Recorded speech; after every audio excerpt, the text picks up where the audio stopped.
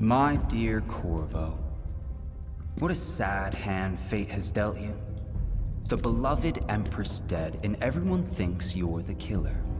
But we know what really happened, don't we?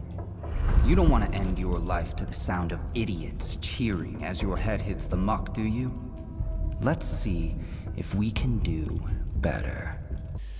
What's going on, guys? It is Aeon, and today we have a little review from Dishonored. Yes, it's a fantastic game, and because it's such a fantastic game, it's hard to be objective when you have such strong emotions for this game. But I'll just say it up front, this is my game of the year. Yes, you heard it right. Nothing comes or will come even remotely close to it this year. And Dishonored is made by Arkane Studios, and they really brought back the memories of classic PC games like Thief or Deus Ex.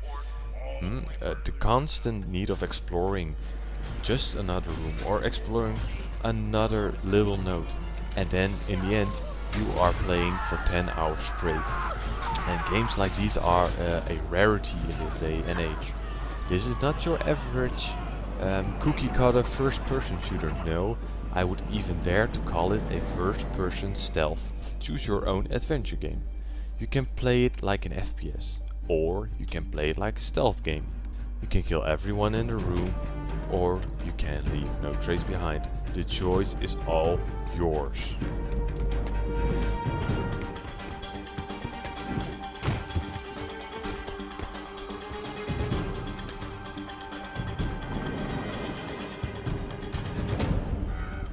So, a little bit of info about the story. You control Corvo Atano, a personal bodyguard to the Empress of Dunwall. And Dunwall is a fictional steampunk city based on London, though all the voices actors are American, which is a bit weird decision. But if you get a familiar feeling of a deja vu when you look at the screens or when you play the game, it's totally natural. And that's because Arkane hired Victor Antonov, or Antonov, I don't know how you pronounce it, but he was a designer of Valve City 17. But I'm digressing. About a minute into the game, the Empress gets killed and her daughter gets kidnapped, and you get framed for the murder of Her Highness. And from now on you are a death row cellmate, but you receive help from the loyalists who know what really happened and want to restore peace and prosperity back to Dunwall. And exploring the beautifully crafted city is a great pleasure, although the actual situation in the city is far from lovely. Not only is the crime rampant, but the Red Plague is killing citizens. Not by dozens, not by hundreds, but by thousands. And during your playthrough, about half of Dunwall is already dead. The moments in games when I think, wait, this is fucked up, are extremely rare in Dishonored. Seeing a wagon dropping dozens of dead bodies was one of those moments, actually. The wagon appears again and again, and drops off bodies wrapped up in filthy bandages. It empties up and returns full again. So, as you probably noticed, the world of Dishonored is brutal. Every character you encounter has his own agendas and reason for acting the way he acts. And nothing is ever black, and nothing is ever white. So, as I was talking earlier, you can finish the missions the way you want. The approach you take when blasting or stealthing through missions is entirely up to you, and you have a nice variety of supernatural powers at your disposal.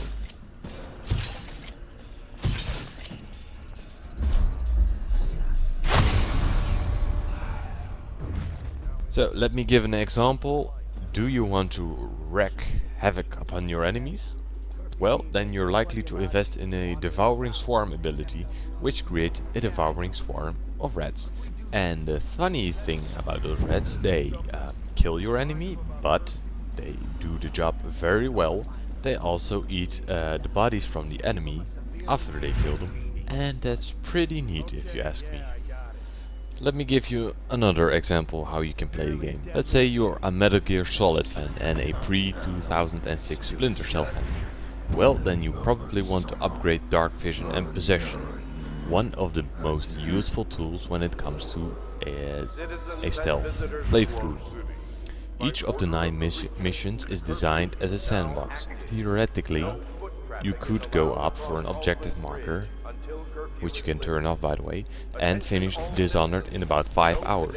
But if you want to do that, it's not the game for you basically. There are multiple side quests in each of the missions, and some of them will bring repercussions in the future. The game offers you a choice. Do you want a free room that lets you upgrade your character? Okay, but you're going to have to poison Dunwell's distillery by the request of a crazy lady. Do you want to kill the real murderer of the Empress, or give him a message and only steal his pouch that he carries by his side? Regardless of your choice, it's worth playing through the game a second time to see the different ways people react to you, whether you slaughter everyone or leave unnoticed. By the way, even though you're an assassin, you can finish the game without killing a single person. That's right, in times when 3-hour-long corridor shooters earn numerous Game of the Year awards and critical acclaim, an offer of a choice like this is an excellent touch. Someone there? Dishonored is a great game that begs to be played at least twice. No playthrough will be the same, whether because you choose to end a side quest differently, upgrade your character in a different manner, or skipping some chunks of content by mistake, because you weren't patient enough to listen to the guard's conversation, which unlocked a non-lethal way to accomplish your assignment. The over-the-top, picturesque, artistic design, fantastic supernatural abilities, excellent voice acting and music, and most importantly, the freedom to tackle the missions in dozens of different ways makes this game my game of the year. Thank you for watching and cheers, we'll talk soon.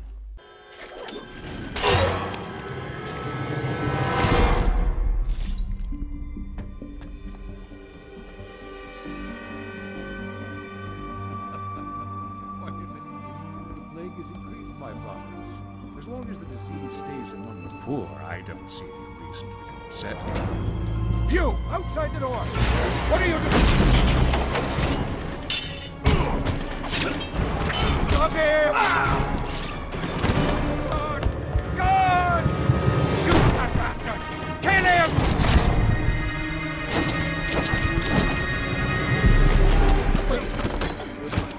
This killing me won't solve anything.